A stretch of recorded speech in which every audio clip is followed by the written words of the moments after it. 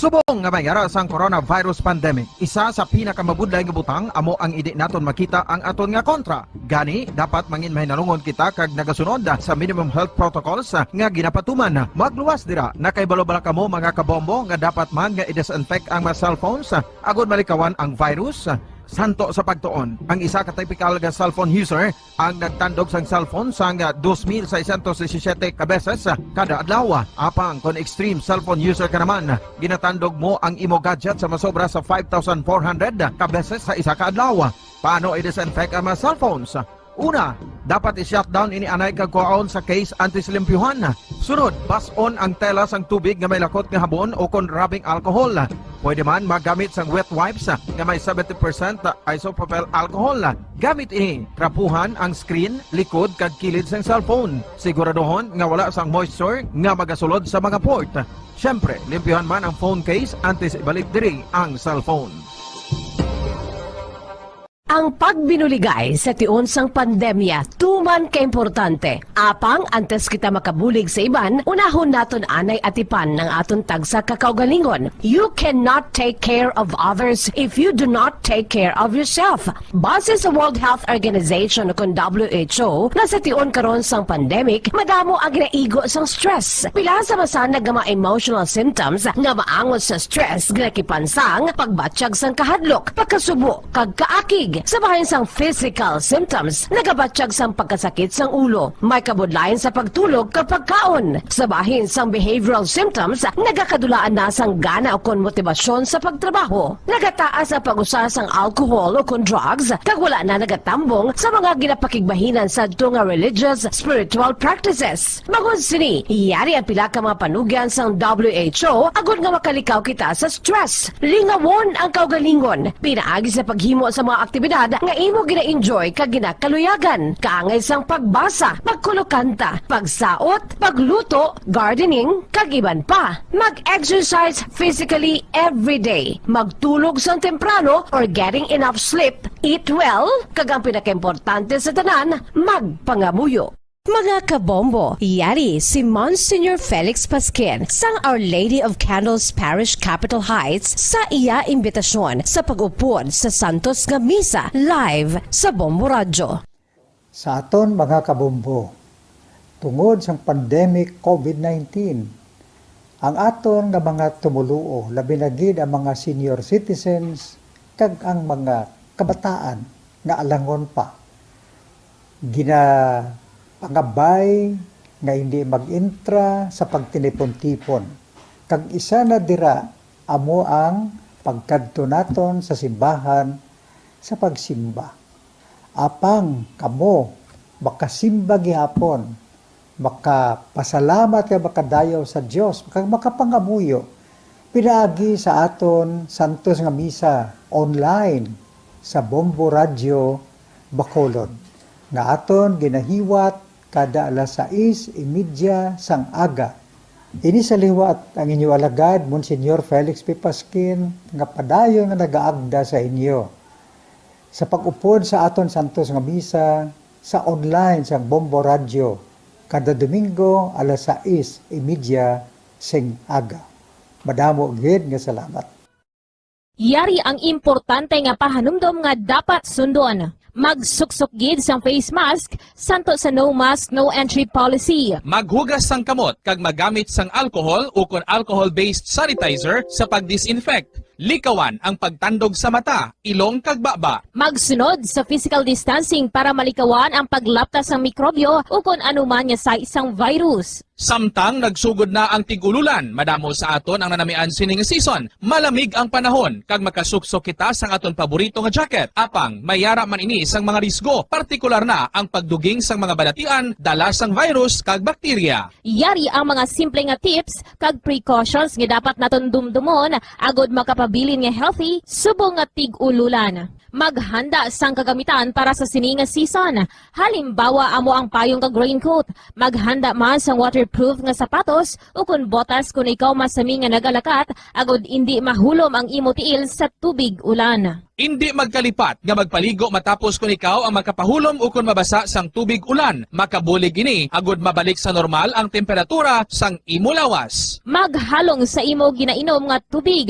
Tandaan nga masami makuha ang waterborne diseases sa tion sang tig-ululan. Maghalong sa mga contaminated nga tubig, ilabi na gid sa mga ilimnon nga imo mabakal sa higad sang dalan. Mas maayo nga magdala ka sang imo kaugalingon nga tubig, purified man o kung sterilized. Masami nga tinlui ang imo palibot. Tandaan nga ang wala nagailig nga tubig amo ang ginaitlugan sang lamok nga mahimo magdala sang makamamatay nga balatian kaangay sang dengue fever. Ulaa ang tubig nga imo makit-an sa mga tray, pet water bowls,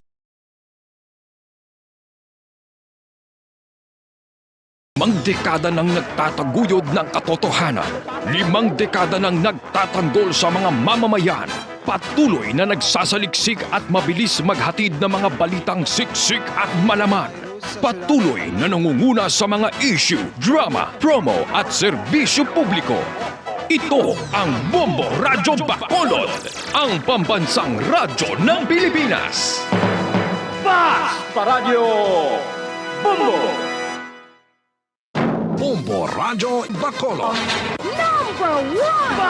Paradyo Bombo!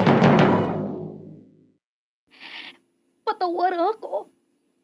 Apang wala ko na ikaw, ginahigog mo. Hindi na pagpadayo na maluwi ka. Tungod ang tag sa katinaga nagapadugang lang sang pila sa akong kasing-kasing. Kinpapati mo ako sa paghigug mga isa lang gali kapakuno-kuno. Anong sala ko sa imo? Ngagil silutan mo ako sa amo sini. Apang sa gihapon hindi ako makabatas magbalo sa imo sa pasikit. Agud mabatyagan mong nabatyagan ko. Kundiin man ako makaabot, kundiin ka man. Tanday na nga sang makaisa. May isa ka tinugang nga naghigugma sa imo sang tampat. I thought you will forever be the brightest star for me.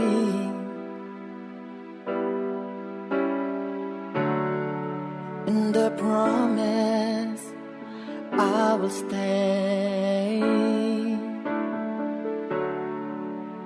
in love with you till the end.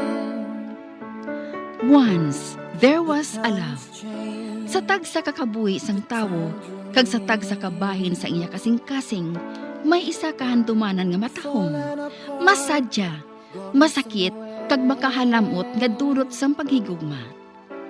Kung kamo may handumanan sa paghigugma nga hindi malipatan, ipadala lang diri sa aton palatuntunan. Once, there was a love.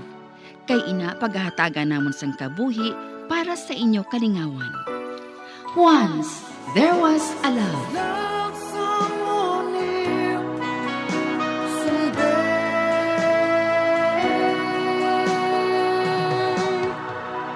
somewhere.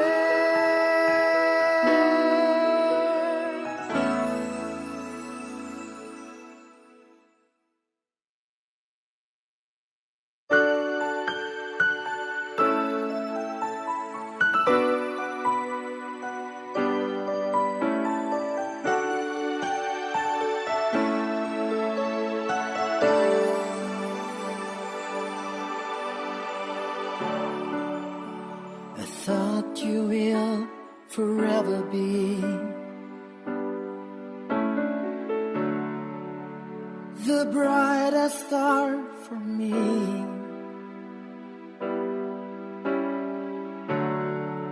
And I promise I will stay in love with you till the end. Kagkaron sa kasugpon sang kasaysay ni Geraldine, gayaman ginpasakop kagaton man ginhatagan sang kabuhi diri sa aton palatuntunan. Once there was a love sa kasaysayan. May duha, kakasing-kasing. Is this goodbye? I hate to say, be back in his arms, forget me.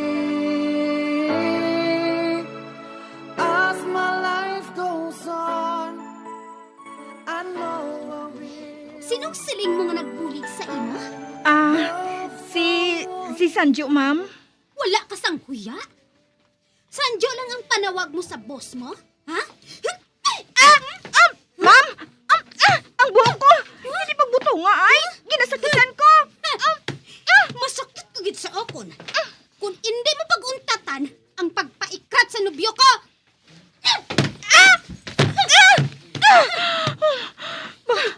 Natumba ako diri sa sofa. Kay gintiklod niya ako. Kag nagabagan ako sa kaakig. Apang punggan ko ini. Nga ginasuksok mong bayo niya? Ha? Nga Kuan ma'am. Nabasa ang bayo ko mo. Tungod kabaskog sang pagsumpit sang tubig sa gripo. Gani nga nagwa si Sanjo. Para nga magbakas ang bayo ko. Para nga ilisan ko. Naton, ikratan ka gid. Huh? Kag siguro, hungod mo nga ginbasa ang bayo mo para nga maoba ka sa atubang niya. Hoy, naugot na gid ako sa imo, ha? Naugot na gid ako sa imo. Hindi ka gid magsala nga sakiton ako, ma'am. Kay batuan ko na gid ikaw. Gali. Hmm? Abababa. Amo ka na sina? Wala ka sang huya? Wala ka sang huya, huh? Batuan mo na ako, ha? Mangin asawa na ako sang boss mo. Hindi pa man kamo mag-asawa ni Sanjo. Gani, hindi ko ikaw amo, ma'am. Tampa mo man ako? Nagbalos ka sa pagtampa sa akon? Kasakit, gid. Tumagkuba man ang eardrum ko ba? Ginpilit mo ako nga buhaton, ina, mamo. Gali, maglayas ka diri, ha? Wala ka sang huya. Maglayas ka! Sa wala pa ako nakatawag sang security guard. Isulod ko sa plastic bag ang akon basa nga bayo. Kag maghalin na diri.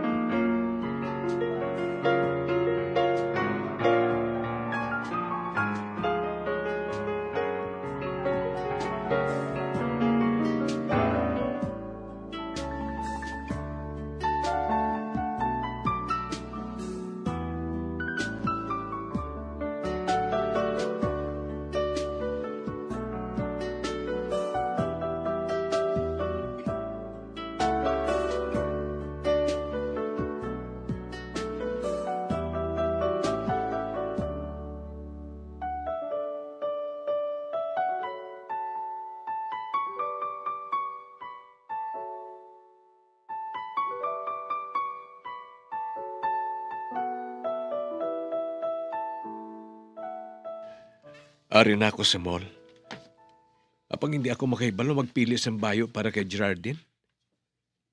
Bahala na rin niya. Mapili na lang ako sa bayo nga pang babae.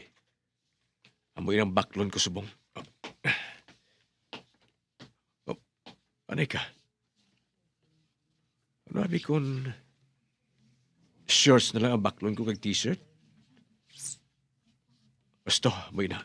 Bulubang taong ko na lang ang hawak niya. Isa pa, plano ko man niya idulong sa pauli sa ila eh.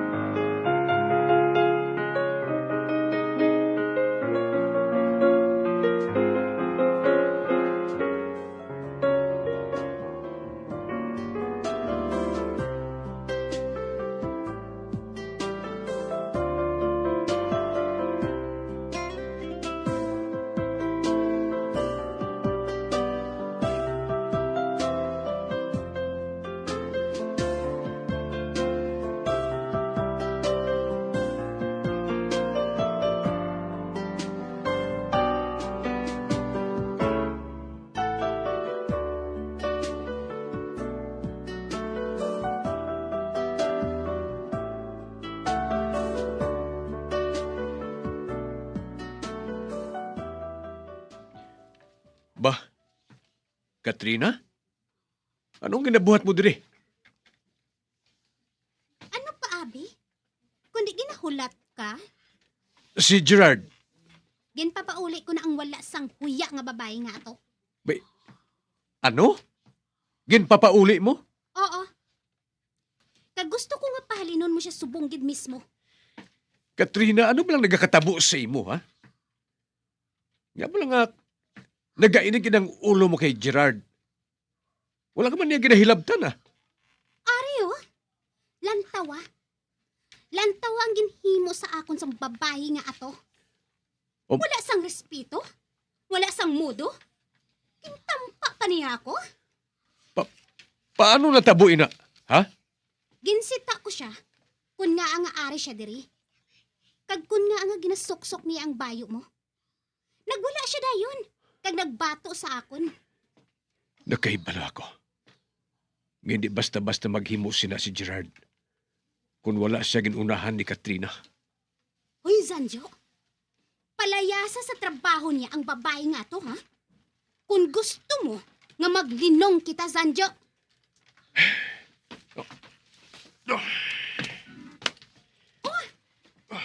Nga mo sinang dagway mo? Naglain mo lang buot mo? Kay ginpapauli ko siya?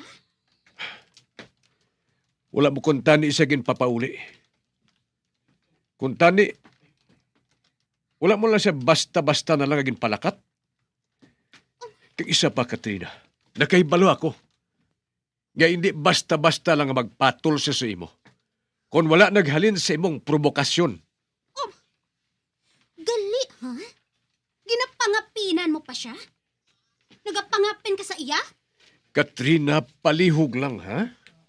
Sa tiin na hindi mo pagpalayason ang babae nga ito sa inyo kumpanya?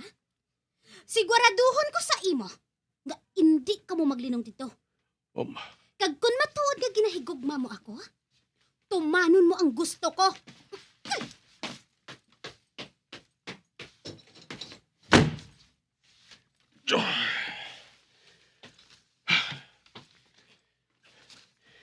Si Gerard, nabalaka ako sa iya.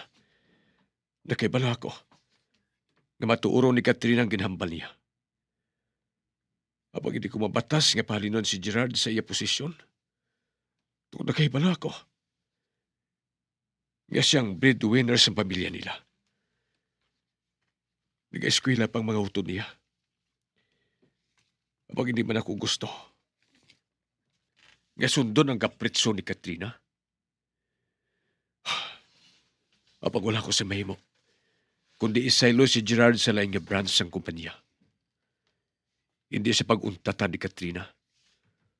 Tob-tob, siya mismo na ang mahalin. Kag hindi ako gusto nga matabuin, ha? Hindi. Tungod ginahigugma ko na si Gerard. Ginahigugma ko na siya.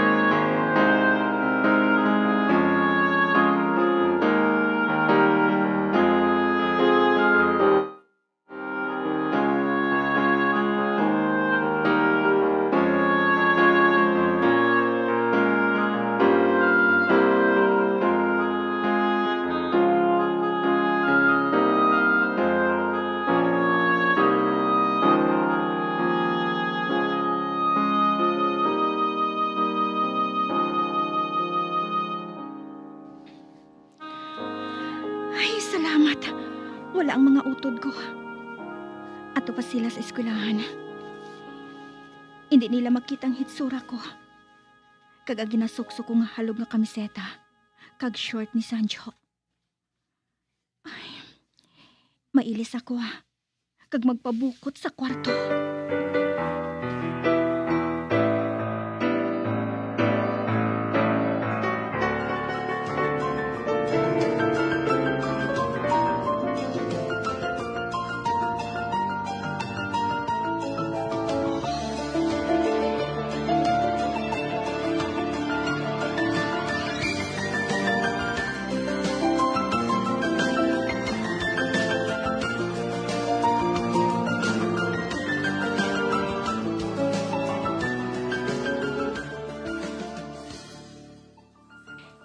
Nakahibalo ako.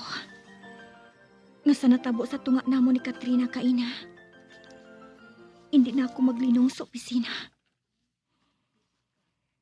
Kung hindi ako pagpahalinon ni Sanjo sa mando ni Katrina, hindi man kuntani ako gusto nga mag-resign. Man ko ng akong trabaho. Wala labot nga dako ang sweldo. Mahapos lang ang trabaho. Kag mga mabuot man ang upod ko sa trabaho. Kaglabaw sa tanan.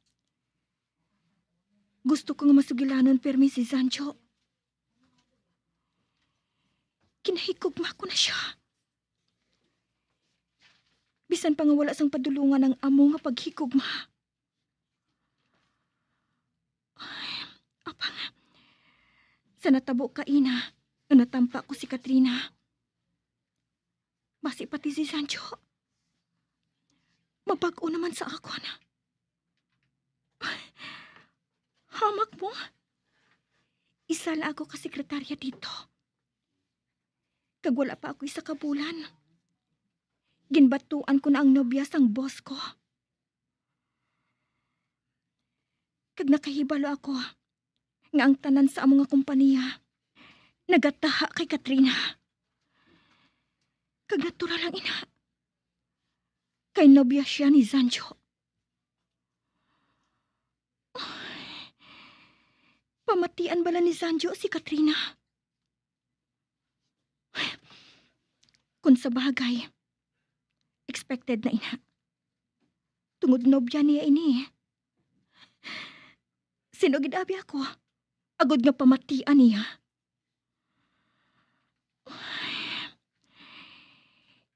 Hindi ko na madala nga akikan. O kung piliton pa, nga pahalinan ni Sancho. Tungod masakit na inakatama para sa ako na. Gani ma-resign na lang ako. Mahimo ako sang resignation letter. Kaipadala na lang sa manghod ko. Ipadala ko na lang pati ang short niya kag t-shirt.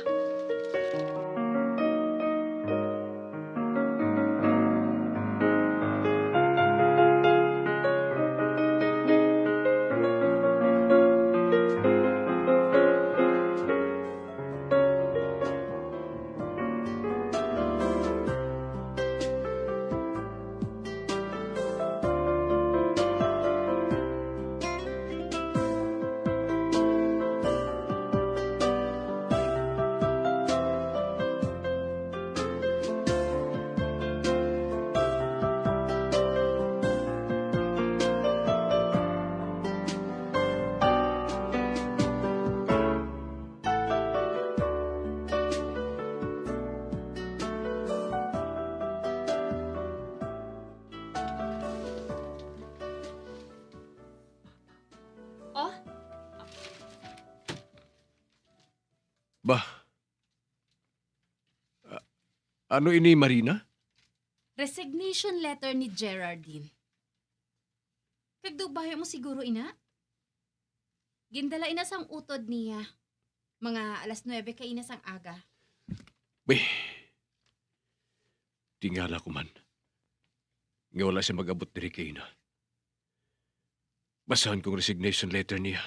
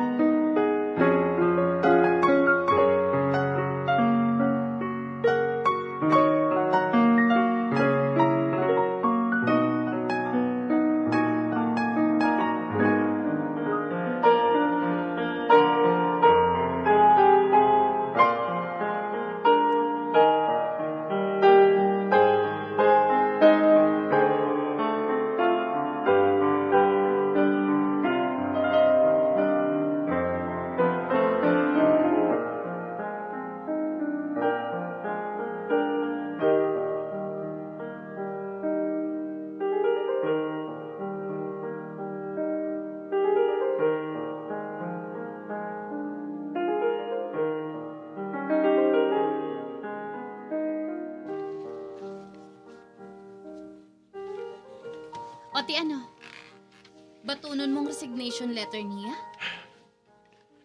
Marina, palihog ba lang ang accounting ha? Nga i-compute ang dapat batunon ni Gerardine. Dulong na lang dayon sa driver nato na subunggid nga adlaw. Okay. May isugo ka pa? Kuhain na lang ako sang sekretarya. Ang tigulang ang pagitaha. Wala na sang problema.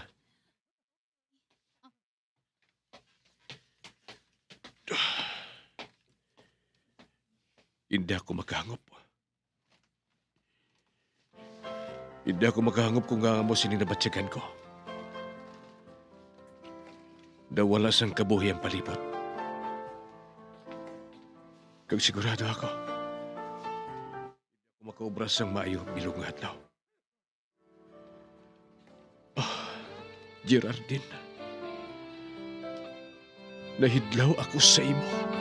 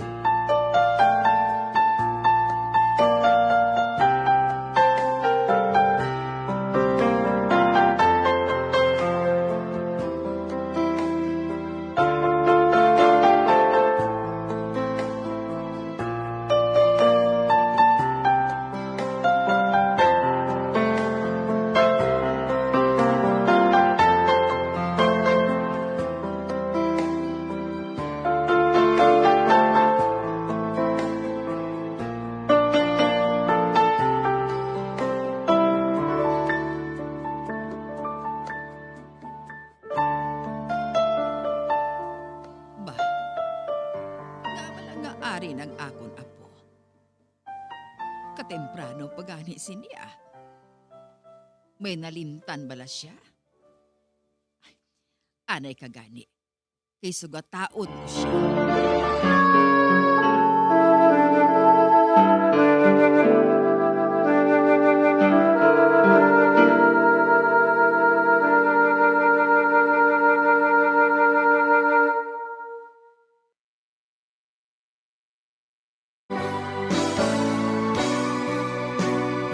Old flame has to die.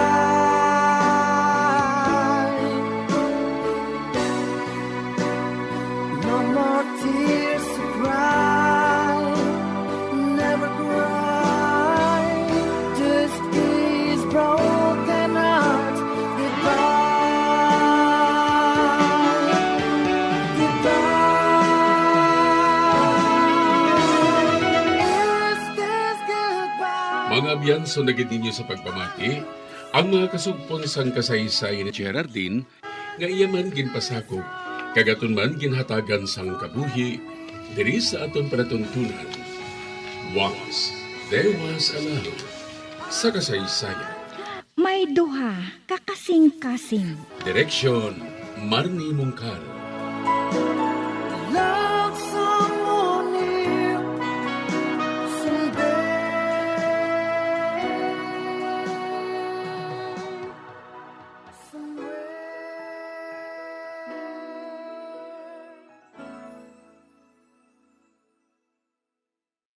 Bombo Radyo Bacolod. Number one! Basta Radio Bombo! 3 minutos na nabilin kabagadangan kita sa tagnang alas 11 mga kabyanan yari pagid ang aton isa ka lucky winner sa 1 to Panalo Part 20 promo. Nakuha na to ang o kung sa piya ka linya, Bombo Liadi Zil Minardo. Please come in. Yes, sa Bambudan live kita diri subong sa Studio B kaupod ang aton nga tagdaog si Sir Mauro Martir sa nga barangay Pahanukoy, Bambudan. So sa subong nga Bambudan no, kaupod naton diri si Sir Mauro Martir ang tagdaog sini sa nga 1 to Panalo year 2021 part 20 promo Bambudan. So Sir, maayong aga, kamusta ang aton nga Bratsagon? Subong ka ikaw gid ang mapalaron nga nagabutan Sir sa una gid ka ginangahugna no. Okay lang lipay gid kay nakaswerte ko karon nga adlaw. Yes, so sir, permit ka gid no, so nasim ka pamati sa Bombo Radio. Always gid kaagahon pa mi ga tune in nami sa Bombo sa magudto. Sino gani naglawag sa imo pangalan, sir? Si manager, si Ma'am Divine. Yes, si Mama Divine. So, sir, ang imo nga pagadag-on no, 500 pesos kag 650 worth of gift pack. So, sir, sa sini nga pandemic no, ano ini kadako ang maibulig sa imo sa nga premyo? Kada ko gid kay malibre tanan ng sulod sa panimalay adlaw-adlaw. Kay ka pigado gid subong. So, pila ka bilog imo kabataan, sir? Duha. So, may nag-eskwela pa? Ga ubra pa yung trabaho na tanan. Okay. So, ang palangitan anaton, sir, ano, sir? May gamay nga sari-sari store. Okay. So, Bambudan, hindi tanan ni pagpadugayon pa igahatag tanan ni kay Sir Mauro ang iyang nga premyo. So, sir, unang nga hatag? 100. Ika-2. 200. Ika-3. 300. Ika-4. 400. Kag ika-5. 500. Yes, so congratulations, Sir Mauro. Upon man sini ang 650 worth of gift packs nga grocery goods. So, Sir Mauro, may gusto ikaw nga pasalamatan kag pagpang-imbitar man sa aton nga mga tagpalamatik. Nagpasalamat gyud ako sa Bombo Radio, labi na sa 1 to Panalo part 20 sini nga nagkaswerte ko sa buong adlaw kag sa tanan nga kapamati da subong mag-intran man kamo para kamo naman na makaswerte, madaog gid kamo kag kag madamo gyud salamat. Yes, so sir, kada adlaw sini nagahulog gid ikaw sa imong entry. Oh, ga-intra gid mi diri halin pa sa una. Yes, so Bambudan no. So fans gini gali si Sir Mauro sa nga Bombo Radio no. Kagina sa nga naga-istorya kami diri dito sa may barangay Pahanukoy da Bambudan no. Madamo gid ako no sa nagapalamati diri sa Bombo Radio Bacolod. So Sir, basta radio Bombo number 1. Yes, so ang entry man ni Sir mapasauton tagin dahil pagpalampaso na Bambudan. So Sir, and 1, 2, 3. Number 1 ang Bombo Radio. Liwat. And Perte. 1, 2, 3. Number 1 ang Bombo Radio. Yes, kuya na si Sir. So Sir Liwat, congratulations sa ari ng imo Sir nga 650 worth of gift pack sa giyara naman sa imo ang 500 pesos. So Bambudan ang ato nga aton nga tagdaog no sa sini nga adlaw kagina hang sa una gid no, nga paglawag sini. Bambudan gikan diri sa Studio B ini si Bombolyan Zil Minardo para sa pambansang radyo ng Pilipinas. Consistent overall number 1 sa Bacolod, basta radyo Bombo. Salamat gid Bombo Yani Zil Minardo ang aton nga lucky winner nagakwa na siyang premyo sa mga wala pa kagidaog kag wala pa kagi-intra ano pang ginaulat nyo pasakop na kamo kay ang kadalagan ara sa tawo nga mapisan di ba? So the more nyo paghimo sa entries kaya the more entries you send the more chances of winning. Balik na kita sa aton matahom nga drama.